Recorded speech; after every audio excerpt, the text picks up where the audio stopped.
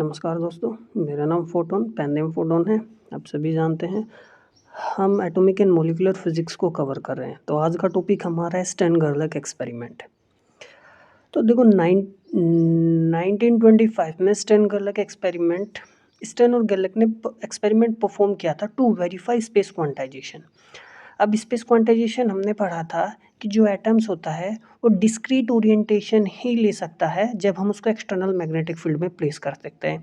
ऐसा नहीं कि वो कहीं भी किसी भी ओरिएंटेशन में मिल सकता है, सिर्फ डिस्क्रीट ओरिएंटेशन में मिल सकता है। तो इसको वेरीफाई कराने के लिए स्टेन-गर्लक एक्सपेरिमेंट परफॉर्म किया गया था। ठीक है, तो आगे बढ़ते हैं हम अपने। ये हमारा सेटअप था पूरा। इसको हम बिल्कुल एक छोटे से सिंप्लीफाइड वे में भी मैं इसको बनाऊंगा। अभी फ़िलहाल के लिए बस आप इतना समझिए, ये मेरे पास देखो ओवन है। यहाँ पे हमें न्यूट्रल एटम्स की बीम जनरेट करते हैं, क्योंकि ओवन में जब हम एटम्स को रखेंगे हीट प्रोड्यूस होगा।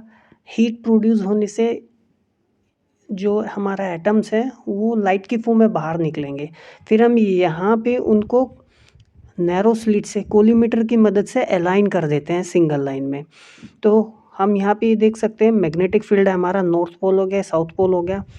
अब मैग्नेट भी आप देख सकते हो, जो क्रॉस सेक्शन एरिया है ना, यूनिफॉर्म नहीं है ना, तो हमारा जो ये मैग्नेटिक फील्ड जनरेट करेगी ना मैग्नेट, ये क्या है, नॉन यूनिफॉर्म मैग्नेटिक फील्ड है या इनहोमोजीनियस मैग्नेटिक फील्ड है। हमने इनहोमोजीनियस मैग्नेटिक फील्ड को ही क्यों लिया, ये भी चीज़ हम डिस्कस करेंगे। बस अभी फ़िलहाल के लिए सेटअप समझते हैं। ये beam of silver atoms, actually Stern Gerlach experiment जब परफॉर्म किया गया था ना, तो उन्होंने ना सिल्वर एटम्स की बीम को लिया था। ठीक है ना, सिल्वर एटम्स को उन्होंने स्टडी किया था। तो उन्होंने जब सिल्वर एटम को स्टडी किया था तो हमें क्या मिलता है, दो पैटर्न मिलते हैं, एक ऊपर की तरफ और एक नीचे की तरफ। आप देख सकते हैं नॉर्थ और साउथ पोल है ना। तो देखो ये हमारे पास जो डायरेक्शन है ना, ये वर्टिकल जो डायरेक्शन है, इसको मैं जेड एक्सिस मान रहा हूँ। ठीक है ना, तो जेड नॉर्थ मैग्नेटिक फील्ड जो हमारे पास है नॉर्थ से साउथ की तरफ मूव करता है। ठीक है ना, तो हमने इसको वर्टिकल डायरेक्शन को जेड एक्सिस माना है। तो जेड एक्सिस में हमें दो पैटर्न मिलते हैं, एक ऊपर की तरफ मिलता है, एक नीचे की तरफ मिलता है। ये हमारे यहाँ पे सिंपली स्पिन क्वांटम नंबर को दिखाया गया है, स्पिन इलेक्ट्रॉन स्पिन को दिखाया गया है कि वो दो एस का वैल्यू कितना होता है, 1/2 होता है। तो m s is equal to ±1/2, दो वैल्यू ले सकता है। ठीक है, तो ये तो बस अभी फ़िलहाल के लिए एक्सपेरिमेंटल सेटअप है, इसको हम डिटेल में डिस्कस करते हैं। ठीक है, तो स्टार्ट करते हैं हम अपना एक्सपेरिमेंट। देखो ये हमारे पास ओवन हो गया, ये हमारे पास क्या है, कोलीमीटर है, स्लिट्स है। यहाँ से इलेक्ट्रॉन बीम एटॉमिक बीम जो है हमारे पास जनरेट होता है ओवन से, और उसको कोलीमीटर की मदद से एक सिंगल लाइन में क्या किया जाता है, अलाइन किया जाता है। ये मेरा मैग्नेटिक फील्ड यहाँ पे मैंने लगाया हुआ है। आप देख सकते हैं, देखो उस मैग्नेटिक फील्ड का क्रॉस सेक्शन मैंने यहाँ साइड में बनाया हुआ है। तो ये है नॉर्थ से साउथ हो गया। देखो ये चीज़ ना कैसे भी कर लो, साउथ की से ये साउथ पोल पे आपकी पॉइंटिंग सिरा आप देख रहे हैं ना, इसको बना सकते हो, कैसे भी कर लो। बस ये इसलिए दिखाया गया कि जो मैग्नेटिक फील्ड है ना हमारा, वो नॉन यूनिफॉर्म है, आप देख सकते हैं। ठीक है ना, इस पॉइंट पे क्या हो रहा है, मैक्सिमम होगा क्योंकि यहाँ पे मैग्नेटिक फील्ड लाइन्स कंसनट्रेट हो रही है। और ये जो डायरेक्शन है हमारे पास, बीम के अलोंग की डायरेक्शन को एक्स एक्सिस लिया गया है, और मैग्नेटिक फील्ड की जो डायरेक्शन है, जहाँ आप देख सकते हैं नॉर्थ से साउथ जा रहा है ना, इसको हमने क्या लिया है, जेड एक्सिस लिया है। तो हम इसको स्टडी करते हैं जब, तो हमने देखो क्या क्या है, तो अ beam of neutral silver atoms was formed by heating silver in an atom. तो सिल्वर एटम्स की बीम को फॉर्म किया जाता है उसको हीट करके। बीम को फिर हम मैंने बताया, बीम को हम कोलिमेट करते हैं नॉन यूनिफॉर्म मैग्नेटिक फील्ड से, फिर उसको क्या कराते हैं, पास कराते हैं। बीम को कोलिमेट किया जाता है ताकि वो सिंगल लाइंस की तरह चल सके। फिर इसको कहाँ से पास किया जाता है, नॉन यूनिफॉर्म मैग्नेटिक फील्ड से। अब non uniform magnetic field is produced by magnet with specially designed pole pieces. Cross section में मैंने बताया था किस तरीके से नॉन यूनिफॉर्म मैग्नेटिक फील्ड हमने बनाया था, और वो field increases in intensity in the Z direction. Z direction में आप देख सकते हो नॉर्थ से साउथ था ना, अब यहाँ पे इस पॉइंट पे क्या हो रहा है, कंसंट्रेट हो रहा है। ये तो बस सिंपली देखने से ऐसा लग रहा होगा कि आपको ये तो सिंपल ही है, ऐसे बना दे। नहीं, देखो उसका क्रॉस सेक्शन मैंने यहाँ पे बनाया हुआ है, ठीक है ना। तो जेड डायरेक्शन हमारा अपवर्ड है, तो जेड डायरेक्शन में मैग्नेटिक फील्ड जो है हमारा वो इंक्रीज हो रहा है, ठीक है। अगला पॉइंट हमारे पास क्या है, the beam living the field splitted into two discrete components, one being in the plus Z direction and other bent in the minus Z direction. अब देखो सिल्वर एटम के लिए परफॉर्म किया गया था ये एक्सपेरिमेंट। न्यूट्रल बीम ली थी हमने सिल्वर एटम की, तो जो सिल्वर एटम की बीम थी ना वो दो हिस्सों में बट गई थी, ठीक है ना। देखो ये जेड डायरेक्शन ऊपर की तरफ है तो ये प्लस जेड डायरेक्शन, और ये नीचे की तरफ माइनस जेड डायरेक्शन।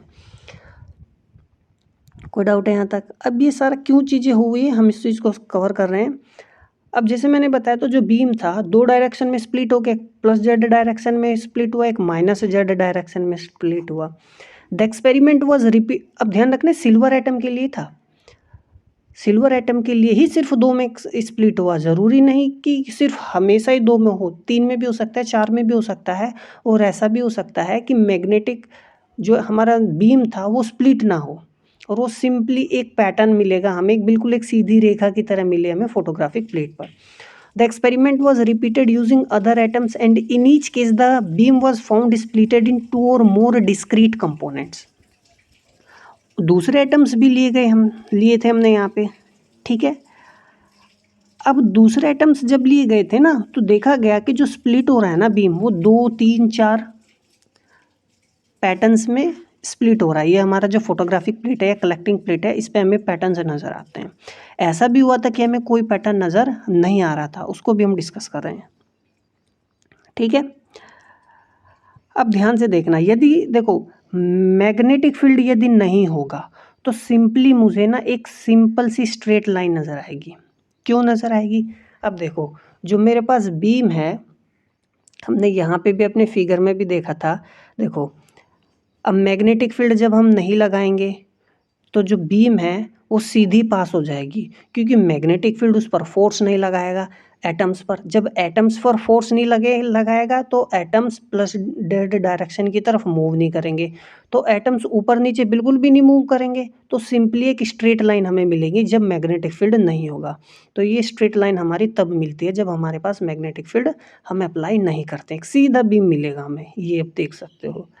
दूसरा ये क्लासिकल एक्सपेक्टेशन है, जब हमारा मैग्नेटिक फील्ड ऑन है। देखो क्लासिकल एक्सपेक्टेशन क्या था, क्लासिकली हम ये एज्यूम करते हैं जो एटम होता है ना हमारे पास, वो कोई भी ओरिएंटेशन ले सकता है मैग्नेटिक फील्ड में। It can be found with the magnetic field in any direction, वो मैग्नेटिक फील्ड के साथ किसी भी डायरेक्शन में मिल सकता है हमें।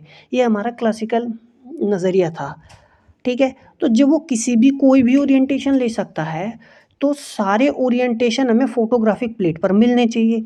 जब सारे ओरिएंटेशन फोटोग्राफिक प्लेट पर हमें मिलेंगे तो हमें क्या मिलेगा, अब ध्यान से देख सकते हैं, ये सारे ओरिएंटेशन मिलेंगे तो हमें एक बिल्कुल ऐसा पैच मिलना चाहिए, एक बैंड की तरह मिलना चाहिए। यहाँ भी मिलेगा, यहाँ भी, यहाँ भी, यहाँ भी, यहाँ भी, यहाँ भी, यहाँ भी, ठीक है ना। अभी फोर्स लग रहा है जेड डायरेक्शन में, देखो इसी वजह से इलेक्ट्रॉन्स मतलब जो एटम्स है हमारे पास यहाँ ज़्यादा मिलेंगे, है ना, ठीक है, यहाँ कम मिलेंगे, ये माइनस जेड डायरेक्शन में मूव कर सकते हैं।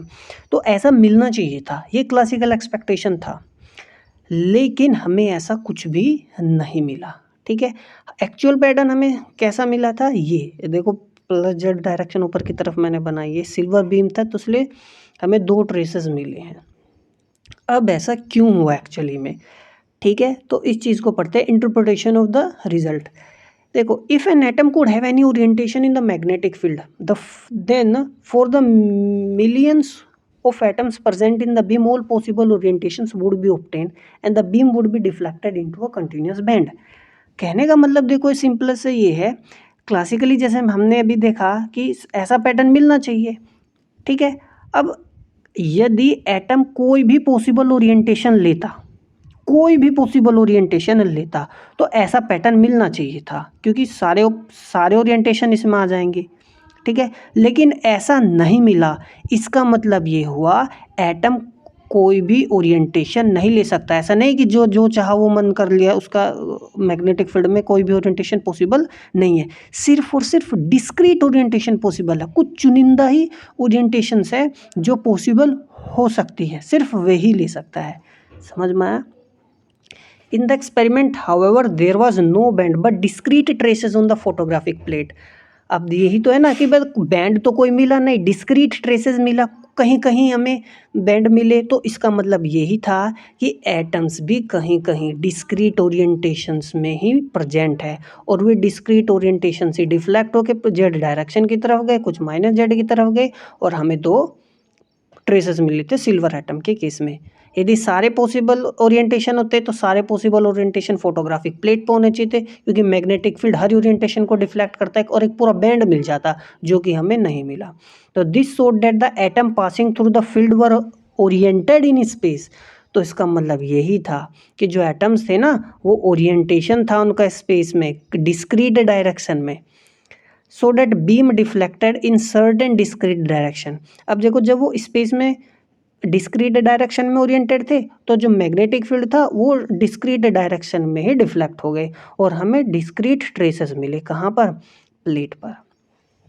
यही है स्पेस क्वांटाइजेशन। तो Stern Gerlach experiment was performed to verify the space quantization. Space quantization को वेरीफाई करने के लिए ही स्टर्न-गेर्लच एक्सपेरिमेंट को परफॉर्म किया गया था। ठीक है, आगे चलते हैं। Thus the experimental results are qualitatively direct proof of the space quantization of atoms। अभी देखो, हमने भी इस चीज़ को क्वालिटेटिवली डिस्कस किया। अब हम बात करते हैं क्वांटिटेटिवली डिस्कशन। मैथमेटिकली हम चीज़ों को देखते हैं। The potential energy of the atom in the field. अब देखो, ये 12th में भी हमने पढ़ा होगा कि जो कोई भी एटम होता है ना, वो तो अब देखो एटम्स क्या है, टाइनी मैग्नेट्स हैं, मैग्नेटिक डाइपोल की तरह बिहेव करेंगे, है ना। तभी तो मैग्नेट उन पर फोर्स लगा पा रहा है, क्योंकि atoms are tiny magnet, they have magnetic dipole movement. अब हम जानते हैं, देखो एटम का मैग्नेटिक पोटेंशियल एनर्जी कितना होगा, माइनस ये क्या है, मैग्नेटिक डाइपोल मूवमेंट है डॉट मैग्नेटिक फील्ड। ठीक है, आपने देखा होगा 12th में हम क्या लिखते थे, 12th क्लासेस में हम लिखते थे mostly minus m dot B, ये चीज़ें लिखते थे, है ना। ये इस एम को मैग्नेटिक मूवमेंट मानते थे। यदि हम इलेक्ट्रिक फील्ड की बात करें तो इसको पी लिखते थे, dipole movement P dot E. ठीक है, लेकिन हम यहाँ पे एटम की बात कर रहे हैं तो यहाँ पे म्यू से लिखा गया है, तो उसमें कंफ्यूज होने वाली बात नहीं है। अब देखो जे क्या है, देखो हमारे पास एल क्या था, ऑर्बिटल एंगुलर मोमेंटम। तो जो मैग्नेटिक डाइपोल मोमेंट था वो ऑर्बिटल एंगुलर मोमेंटम के कारण भी होता है, magnetic moment spin quantum number के कारण भी होता है, और इन दोनों का रिजल्टेंट जो होता है ना, वो क्या होता है, जे। तो हमें तो एटम की बात करें तो हम तो टोटल मैग्नेटिक मूवमेंट लेंगे ना, तो ये हमारे पास टोटल मैग्नेटिक मूवमेंट है। यहाँ पे मैं एल नहीं लिख रहा, यहाँ पे मैं एस नहीं लिख रहा, मैं यहाँ पे टोटल मैग्नेटिक मूवमेंट की बात कर रहा हूँ, क्योंकि एटम की बात करें ना ओवरऑल। ठीक है, अब मैग्नेटिक फील्ड देखो हमारा क्या है, जेड डायरेक्शन में है। अब देखो डॉट प्रोडक्ट है। ठीक है, अब इन दोनों के जेड कंपोनेंट के तो डॉट प्रोडक्ट आएगा, और बाकी सब क्या हो जाएंगे, जीरो, है ना। तो समझ में, इन दोनों का डॉट प्रोडक्ट हमारे पास क्या आ जाएगा, जी बी जेड आ जाएगा, क्योंकि मैग्नेटिक फील्ड बी डायरेक्शन में है। बाकी कंपोनेंट्स जीरो हो जाएंगे मेरे पास। ठीक है ना। अब देखो, the total magnetic dipole movement क्या होता है, हम सभी जानते हैं, mu J is equal to minus g, ये हमारे पास लैंडे जी फैक्टर होता है, ई अपॉन में 2m जे। अब देखो, इस घबराना में, देखो मैं इससे अगली क्लास में इसको मैं प्रूव भी करा के दिखाऊंगा। देखो, जब हम ऑर्बिटल की बात करते थे तो मैं ध्यान हो, तो ऑर्बिटल के कारण मैग्नेटिक मूवमेंट क्या होता था, माइनस के GL ई अपॉन में 2m एल वेक्टर, ऐसे तो लिखते थे हम, ऑर्बिटल मैग्नेटिक मूवमेंट लिखते थे, है ना। लेकिन हम ये टोटल मैग्नेटिक डाइपोल मूवमेंट लिख रहे हैं, तो हमें देखो ये हमारे पास क्या हो जाएगा, म्यू जी हो जाएगा, ये जी जे हो जाएगा, ई अपॉन में 2m, और ये हमारे पास टोटल एंगुलर मोमेंटम आएगा। अब मैं यदि ऊपर एच कट और नीचे एच कट कर दूं, हम ये जानते हैं भोर मैग्नेटन होता है हमारे पास, तो ये हमारे पास क्या आ जाएगा, म्यू भी आ जाएगा, भोर मैग्नेटन हो गया। ठीक है जी। अब यदि मैं क्या करूँ, जेड कंपोनेंट लूँ, क्या लूँ, जेड कंपोनेंट। तो देखो उसका जेड कंपोनेंट ये लिखूंगा, ये एग्जैक्टली लिखा, और वेक्टर है ना, ये दोनों वेक्टर है तो जेड कंपोनेंट लिखूंगा, तो इसका भी तो जेड कंपोनेंट लिखना पड़ेगा। ये एग्जैक्टली मैंने ऐसे नीचे लिखा। अब देखो जे क्या, ये क्या होगा हमारे पास, जेड कंपोनेंट है ना टोटल एंगुलर मोमेंटम का। एम जे एच कट होता है, एच कट से एच कट कट जाएगा, तो सिंपली हमारे पास ये बच जाएगा। ठीक है, फ्रॉम इक्वेशन फर्स्ट। अब देखो हमने पहली इक्वेशन से हमारे पास यही तो था, ये हमारे पास पोटेंशियल एनर्जी है एटम की। ठीक है ना, हमने देखा था डॉट प्रोडक्ट हमारे पास यही तो आया था, क्योंकि मैग्नेटिक फील्ड जेड डायरेक्शन में है। अब देखो म्यू जे का जो वैल्यू है ना, ये जो आया है, इसको उठा के मैंने रख दिया सीधा यहाँ पे। म्यू जे का वैल्यू आप उठा के इस वैल्यू को उठा के आप यहाँ रखो, तो हमारे पास ये आ गया। ठीक है, अब पोटेंशियल एनर्जी तो देखो हमारे पास आ गई, किसका, एटम का। अब उस पोटेंशियल एनर्जी से हम फोर्स निकालेंगे कि मैग्नेटिक फील्ड में ना, जो मैग्नेटिक फील्ड था, नॉन यूनिफॉर्म मैग्नेटिक फील्ड था, हमने उस नॉन यूनिफॉर्म मैग्नेटिक फील्ड कितना फोर्स लगाता है। तो एफ जेड हमारे पास कितना आ जाएगा, माइनस के डी यू पोन में डी जेड। ये हम जानते हैं, हमने 12th वगैरह में चीज़ें पढ़ी हैं कि जो फोर्स होता है ना, वो क्या होता है, change in potential energy with respect to gradient, मतलब जो भी कंपोनेंट यहाँ पे तो जेड डायरेक्शन में हमारे पास फोर्स अप्लाई कर रहे हैं ना, मैग्नेटिक फील्ड जेड डायरेक्शन में, तो फोर्स भी क्या लगेगा, जेड डायरेक्शन में ही लगेगा। तो ये चीज़ है। अब देखो इस चीज़ को उठा के आप सीधा यहाँ रखो, u का वैल्यू यहाँ रखोगे ना इसमें, तो देखो कैसे भी कोई से, देखो ये दो वैल्यू है ना हमारे पास u का, एक तो हमारे पास u का ये वैल्यू है, ठीक है, और एक ये वैल्यू, दोनों में से कोई सा वैल्यू उठाएंगे, उठा के रख देंगे। तो देखो u क्या है, ये रखेंगे ना जब हम पहले, तो माइनस है तो प्लस आ जाएगा, और B magnetic field non uniform है, वही तो चेंज हो रहा है, तो वो तो जेड डायरेक्शन में चेंज हो रहा है, तो इस वजह से डिफ्रेंशिएशन हम मैग्नेटिक फील्ड का करेंगे जेड डायरेक्शन के रेस्पेक्ट में। अब चाहे तो अब इसका वैल्यू उठा के रख दो यहाँ पे, म्यू जे क्या होता है, ये होता है हमारे पास। ठीक है, तो डाइपोल मोमेंट का वैल्यू हमने यहाँ पे सिंपली ये रख दिया। ठीक है, अब ध्यान से देखना, अब फोर्स हमारा क्या लगा, जेड डायरेक्शन में। अब फोर्स जब जेड डायरेक्शन में लगा है तो हम क्या निकाल सकते हैं, एक्सीलरेशन निकाल सकते हैं। तो because of this force the atoms, जिनका मास हमने कैपिटल एम लिया, have transverse acceleration. Z direction में है ना, देखो बीम क्या थी, बीम का ये तो होगा लॉन्गिट्यूडिनल मोशन, और ये क्या हो गया, ट्रांसवर्स मोशन। जो बीम था ना ऐसे परपेंडिकुलरली तो डिफ्लेक्ट हुई थी, तो जो हमारे पास बीम का जो मोशन था वो ट्रांसवर्स एक्सीलरेशन यही तो आएगा। ठीक है ना, या हम इसको कह सकते थे, सॉरी हाँ, ये ट्रांसवर्स मोशन हो गया हमारे पास, ए जेड क्या गया, एफ जेड अपॉन में, एफ इजिकल टाइम में होता है ना, वहीं से सिंपली एफ का वैल्यू उठा के रख दो। अब ध्यान से देखना, एफ का दोनों में से कोई, देखो मैं साथ साथ दो चीज़ें वैल्यू इसलिए लिख रहा हूँ ना, क्योंकि आपको कन्फ्यूज ना हो। ठीक है, क्योंकि एग्जाम में कुछ भी पूछ लेगा, ये पूछ, देखो ये वैल्यू उठा के रख दोगे ना आप, 1 में म्यू जे डी बी जेड अपॉन में जेड, ये तो आपको जेड कंपोनेंट याद होना चाहिए, जब चाह उठा के रख दिया। ये ज़्यादा बड़ा फॉर्मूला है, याद रखने में आसानी नहीं होगी, तो इससे मैंने सिंपली इस चीज़ को रखा उठा के, एफ जेड रख दिया 1 में म्यू जे डी बी जेड अपॉन में डी जेड। अब देखो, if the distance travelled inside the field, अब देखो ये हमारे पास क्या था, ये तो सिंपली जेड कंपोनेंट तो ऐसे था, और ये मेरे पास क्या था, एक्स। तो जो लॉन्गिट्यूडिनल वेलोसिटी है वो मान लो हमारे पास कितना है, v है, जब वो मैग्नेटिक फील्ड के अंदर था, है ना। If the distance travelled inside the field is v in is its longitudinal velocity, then time spent by the atom in the field is, time क्या होगा, डिस्टेंस अपॉन में वेलोसिटी हो जाएगा, डिस्टेंस अपॉन में स्पीड हो जाएगा हमारे पास सिंपली। तो d अपॉन में v x is equal to ये हो गया। d क्या है, ये डिस्टेंस है जो मैग्नेटिक फील्ड में ट्रैवल किया है, ट्रांसवर्स। ठीक है ना, यहाँ तक, ये मैग्नेटिक फील्ड में जो यहाँ से यहाँ तक था ना, फिर तो डिफ्लेक्ट हो गया बाहर निकलने के बाद, तो ये आ गया। ठीक है ना, टाइम भी लिख लिया। अब displacement of the atom along the Z direction, तो डिस्प्लेसमेंट कितना होगा, जेड। अब देखो जेड डायरेक्शन फॉर्मूला देखो हमारे पास वैसे एक्चुअली में होता क्या है, यही तो होता है, ये वेलोसिटी लिखा हुआ है, ध्यान रखना, 1/2 ए जेड टी स्क्वायर। अब ये हमारे पास देखो इनिशियल वेलोसिटी जेड डायरेक्शन में तो है ही नहीं, है ना, तो ये क्या हो जाएगी, 0 हो जाएगी। तो सिंपली हमारे पास क्या बचेगा, ये बचेगा। ठीक है, क्योंकि इनिशियल वेलोसिटी क्या थी, ये थी ना एक्स डायरेक्शन में थी ना इनिशियल वेलोसिटी तो हमारे पास। ठीक है, तो 1/2 AZ_t²। देखो एसेलरेशन का वैल्यू रख दो उठा के ये पूरा, तो क्या 1/m डायपोल मोमेंट हो गया, और ये ग्रेडियंट हो गया मैग्नेटिक फील्ड का। टी का वैल्यू क्या है, d²/v²।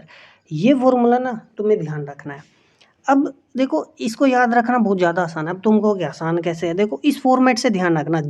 डिस्प्लेसमेंट निकालना है ना हमें जेड डायरेक्शन में, तो क्या होगा 1/2 AZ_t²। ये याद रखोगे ना, तो देखो ए क्या होता है F/m, तो तुम्हें m तो ध्यान आएगा। F क्या होता है, फोर्स हमारा चेंज इन पोटेंशियल एनर्जी होता है विद रिस्पेक्ट टू डिस्टेंस। तो पोटेंशियल एनर्जी क्या होता है, dipole movement into magnetic field. तो डायपोल मूवमेंट आ गया, वो मैं बाहर रखना है, ये मैग्नेटिक फील्ड होगा। टाइम जानते हैं, डिस्टेंस अपॉन में वेलोसिटी का स्क्वायर। इस फॉर्मेट में कुछ ध्यान रखोगे तो हो जाएगा। ठीक है, आगे चलते हैं। अब देखो ये तुम्हें बिल्कुल याद रखना है फॉर्मूला, भूलना नहीं है, क्योंकि इस पे एग्जाम में क्वेश्चन पूछे गए हैं। According to kinetic theory the atoms emitted in the beam have kinetic energy 2 kT। देखो जब भी ओवम से ना एटम्स हीट करके बाहर की तरफ निकालते हैं तो उनमें 2 kT काइनेटिक एनर्जी प्रेजेंट होती है। अब काइनेटिक एनर्जी यदि 2 kT है काइनेटिक थ्योरी के हिसाब से, तो हम एटम हम जानते हैं काइनेटिक एनर्जी कहते हैं 1/2mv²। m जहाँ पे मास है एटम का, तो देखो के सिंपली v² यहाँ से कितना आ जाएगा, 2 इधर गया 4 kT और m नीचे आ गया, तो v² हम यहाँ पे लिख सकते हैं। ठीक है, देखो फॉर्मूला जैसे मैंने अभी तुम्हें बताया कि इसी फॉर्मेट में ध्यान रखना है, तो तब यदि तुम्हें इस फॉर्मेट में ध्यान रहेगा तो तुम वेलोसिटी का वैल्यू उठा के यहाँ पे भी रख सकते हो। ये सिंपली को इतना वो नहीं, कुछ ही सेकंड में हो जाएगा। तो v² = 4 kT में हम उठा के देखो 4 kT रखा, m ये था ऊपर चला गया, m से देखो ये m कट गया जब हम इसमें यहाँ पे v² में रख देंगे, तो ये मेरे पास ट्रांसवर्स डिस्प्लेसमेंट आ गया।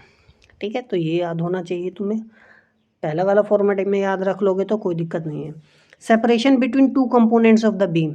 अब देखो बीम के 2 कंपोनेंट में सेपरेशन में, देखो एक कंपोनेंट तो हमारा देखो ट्रेसेस ही आया था, सिल्वर एटम के केस में एक ही आया था, और ये हमारे पास क्या था, जेड डायरेक्शन था। तो देखो यहाँ से लेके तो पॉजिटिव जेड हो गया, और यहाँ से लेके यहाँ तक कितना हो गया, -z हो गया। लेकिन जो सेपरेशन है इन दोनों कंपोनेंट के बीच में वो कितना है, 2z है। तो यदि दो कंपोनेंट के बीच में सेपरेशन पूछे तो 2z ध्यान रखना, नहीं तो सिंपली तुमसे डिस्प्लेसमेंट पूछेगा एग्जाम में, वो तुम निकाल सकते हो। ठीक है, अब चाहो तो इसका वैल्यू यहाँ पे रख सकते हो डायपोल मोमेंट का, ये मैंने वैल्यू उठा के यहाँ पे रख दिया और कुछ नहीं है।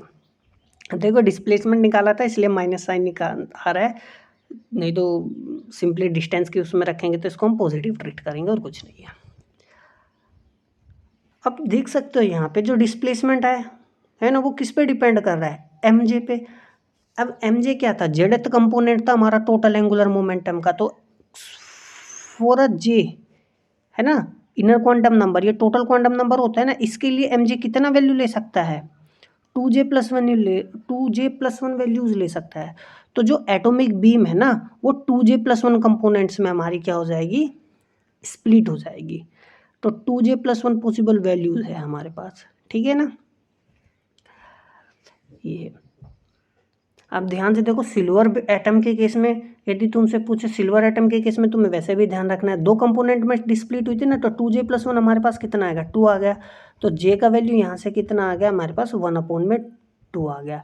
और यहाँ से ये हम क्या निकाल सकते हैं, टोटल एंगुलर मोमेंटम भी निकाल सकते हैं सिल्वर एटम का, ग्राउंड स्टेट में हमारे पास कितना होता है, तो ये आ जाएगा, जे का वैल्यू यहाँ रख देंगे ना 1/2, ये आ जाएगा, ये √3/2 आ जाएगा एक्चुअली हमारे पास।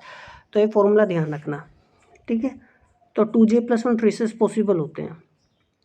Evidence for the existence of electron spin. Electron spin की यदि बात करें, अब देखो स्टर्नगरलैक एक्सपेरिमेंट तो किस लिए दिया गया था, स्टर्नगरलैक एक्सपेरिमेंट स्पेस क्वांटाइजेशन के लिए दिया गया था, और इसको ना इलेक्ट्रॉन स्पिन के बारे में तब तक पता नहीं था, थ्योरेटिकली नहीं, मतलब बताया नहीं गया था, तो उससे पहले इसको परफॉर्म किया गया था। लेकिन बाद में जब हम इलेक्ट्रॉन स्पिन के बारे में पता चला तो ये मालूम हुआ कि ये एविडेंस हमें स्टर्नगरलर के एक्सपेरिमेंट से पहले इंगित हो रहा था, कुछ कुछ इन्फॉर्मेशन हमें मिल रही थी।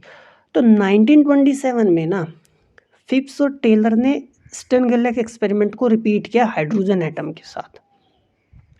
ठीक है, अब हम जानते हैं ग्राउंड स्टेट में हाइड्रोजन एटम L कितना होगा, 0। ग्राउंड स्टेट का मतलब क्या है, S है, S ऑर्बिटल है हमारे पास, ये S सब शेल है, तो L कितना हो जाएगा, 0 हो जाएगा।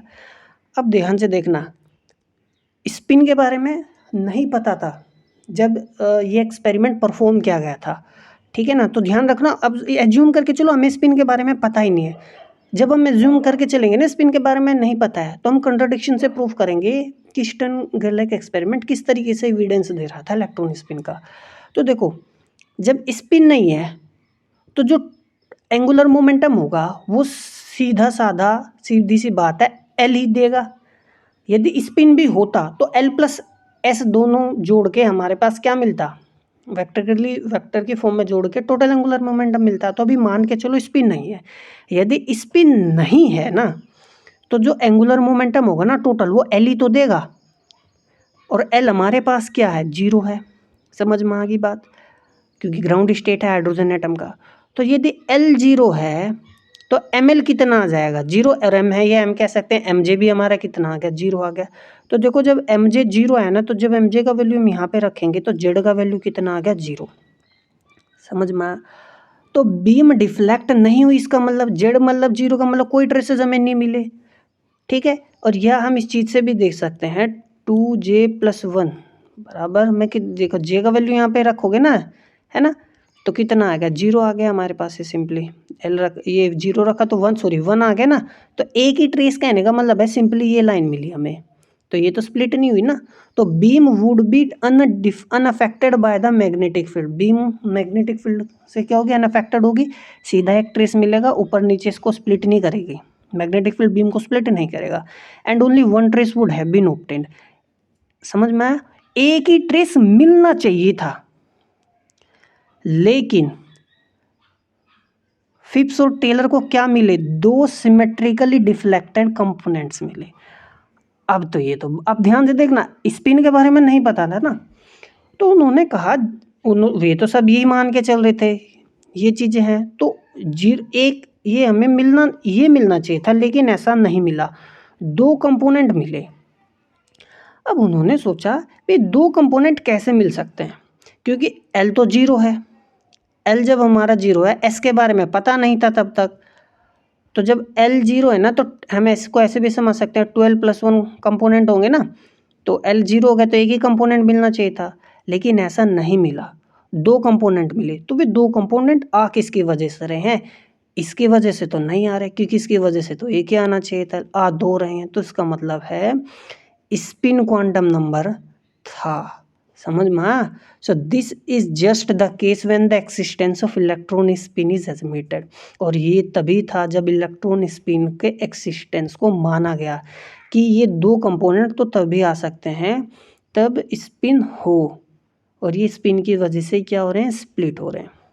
So this is just the case when the existence of electron spin is admitted and a value 1/2 is assigned। इसी 1/2 वैल्यू इसलिए असाइन की गई थी क्योंकि J = L + S है ना हमारे पास, L तो 0 हो गया, L तो हमारे पास 0 हो गया है ना, तो J भी 0 हो जाना चाहिए था, लेकिन 2 कंपोनेंट में स्प्लिट हो रहा था ना, तो 2 कंपोनेंट में स्प्लिट वो तभी होगा यदि S भी होगा, तो S को इंक्लूड किया गया, 1/2 वैल्यू दी गई। 1/2 देखो, जब J का वैल्यू 1/2 होगा ना, है ना, देखो J का वैल्यू हमारे यहाँ पे 1/2 हुआ, तभी तो 2 ट्रेसेस आए हैं, आप देख सकते हैं, तभी तो हमारे पास क्या है, 2 ट्रेसेस आए हैं, अन्यथा नहीं होते। तो ये वही केस था जब स्पिन को 1/2 वैल्यू असाइन की गई थी, ठीक है। मोस्टली नहीं बताते हैं कि इलेक्ट्रॉन का स्पिन 1/2 ही क्यों रखा गया। तो ये स्टर्नगरलर एक्सपेरिमेंट किया, परफॉर्म किया गया था फिप्स और टेलर ने 1927 में, और इसी वक्त स्पिन को 1/2 वैल्यू असाइन किया गया था। यदि नहीं करते ना तो फिर एक्सप्लेन ही नहीं कर पाते 2 ट्रेसेस कैसे आ रहे हैं, वो तो सोच रहे थे कि एक ही ट्रेस आना चाहिए। बात करते हैं अब, देखो, in need of inhomogeneous magnetic field. Inhomogeneous magnetic field क्यों लगाया हमने, नॉन यूनिफॉर्म मैग्नेटिक फील्ड क्यों लगाया, ठीक है। अब देखो मैं इस चीज़ को हम ऐसे समझाते हैं। देखो यदि मेरे पास एक देखो एक सिंपल सी बात है, देखो एक डायपोल यदि मेरे पास होता है, डायपोल इसको मैं तुम्हें ऐसे समझा रहा हूँ, लीनियर डायपोल की मदद से समझा रहा हूँ। देखो प्लस माइनस है, देखो यदि यूनिफॉर्म मैग्नेटिक फील्ड लगाएंगे तो देखो मेरे पास सपोज ऐसे मैग्नेटिक फील्ड है, ठीक है ना। तो देखो इस पे तो मान लो फोर्स इस डायरेक्शन में लग रहा है और इस पर फोर्स मेरा इस डायरेक्शन में लग रहा है, ठीक है। तो दोनों पे फोर्स इक्वल होगा मेरे पास, ठीक है ना, क्योंकि देखो प्लस माइनस चार्ज तो सेम ही है ना। यहाँ पे मैं एटम चार्ज की मदद से समझा रहा हूँ इस चीज़ को, ठीक है ना। चार्ज तो देखो सेम ही है, मैग्नेटिक फील्ड भी सेम है, तो दोनों कंपोनेंट पे जो मेरा फोर्स होगा ना डायपोल पे वो क्या लगेगा, सेम लगेगा। अब फोर्स तो सेम लग रहा है, अब डायपोल लेकिन किस में रखा है, फोर्स सेम लग रहा है ना दोनों पे और अपोजिट डायरेक्शन में है, तो जो मेरे पास नेट फोर्स आ गया, नेट फोर्स तो हो गया जीरो। अब क्या लग रहा है, टॉर्क लगेगा, क्योंकि डायपोल को जब हम मैग्नेटिक फील्ड में रखते हैं ना तो उस पर क्या लगता है, टॉर्क लगता है। तो फोर्स जब नहीं लगेगा ना, हमें तो फोर्स लगाना है, ठीक है ना, इसी वजह से इन होमोजीनियस मैग्नेटिक फील्ड लगाया था, क्योंकि यदि फोर्स नहीं लगेगा तो जो बीम है ना वो डायरेक्शंस में मूव नहीं करेंगी, जेड डायरेक्शन या माइनस जेड डायरेक्शन में या इधर उधर बीम ही नहीं जाएगी। क्यों नहीं जाएगी, क्योंकि इस पर फोर्स नहीं लगेगा। फोर्स कब लगेगा, जब नॉन यूनिफॉर्म मैग्नेटिक फील्ड होगा, ठीक है। तो if the magnetic field were homogeneous, यदि मान लो कि हमारे पास मैग्नेटिक फील्ड जो है ना वो होमोजीनियस होता, यूनिफॉर्म होता, तो एटम्स एक्सपीरियंस करते सिर्फ टर्निंग मूवमेंट, यानी सिर्फ और सिर्फ उन पर टॉर्क लगता, कोई फोर्स नहीं लगता। और इस केस में डिफ्लेक्टेड कंपोनेंट्स जो है ना, तो we could not obtain the deflected components. देखो जब डिफ्लेक्शन ही नहीं होगा फोर्स की वजह से, तो डिफ्लेक्टेड कंपोनेंट्स कहाँ से मिलेंगे हमें, ठीक है, यदि हम यूनिफॉर्म ले लेते। तो इसी वजह से नॉन यूनिफॉर्म मैग्नेटिक फील्ड लिया गया। तो non uniform magnetic field is taken to get the deflecting force so that deflected components could be obtained.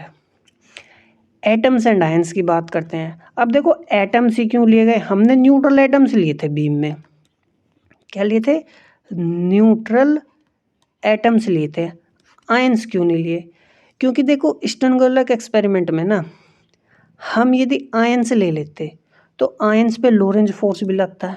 Lorentz force हमारे पास क्या होता है, F इज इक्वल टू क्यों, V क्रॉस B, यही तो होता है हमारे पास, ठीक है। अब ये भी लगता, अब हम जानते हैं देखो जो भी कोई चार्ज्ड पार्टिकल ना मैग्नेटिक फील्ड में ना जो ही एंटर करता है, चार्ज पार्टिकल्स जैसे मैग्नेटिक फील्ड में एंटर करता है तो वो हेलिकल मोशन लेने लगता है, ठीक है ना। और हमें यहाँ पे हेलिकल मोशन थोड़ी ना चाहिए, हमें तो डिफ्लेक्शन चाहिए पॉजिटिव जेड डायरेक्शन में या नेगेटिव जेड डायरेक्शन में, एक तरीके से लीनियर डिफ्लेक्शन हमें चाहिए। तो वो तो यदि हम आयन ले लेते वो पॉसिबल नहीं था, इस वजह से न्यूट्रल एटम्स को लिया गया। तो in Stern Gerlach experiment a beam of neutral atom is passed through inhomogeneous magnetic field, एक न्यूट्रल बीम ली गई थी, क्यों, and each atom experiences a transverse force, एक transverse force depending upon its orientation with respect to the field. If ions were used, वही मैं बता रहा हूँ, यदि आयंस ले लेते तो उनमें लोरेंज फोर्स भी लिखता और उनका डिफ्लेक्शन ट्रांसवर्स नहीं होता, हेलिकल होता, ऐसे समझ में, और कोई ट्रेस हमें मिलता नहीं, क्योंकि इस केस में तो सारे पॉसिबल ओरिएंटेशन आ जाते हैं हमारे पास ऐसे घूम घाम के प्लेट पर, ठीक है ना। ये कंपोनेंट भी आता, ये भी, ये भी, ये भी, ये भी, सारा हमें वो दिखा देता जो कि हमें नहीं चाहिए था, ठीक है। तो ये हमारे पास हो गया स्टर्नगरलर एक्सपेरिमेंट हमारा खत्म। अगले टॉपिक में मिलते हैं, तब तक के लिए नमस्कार, चैनल को सब्सक्राइब करिए, ठीक है।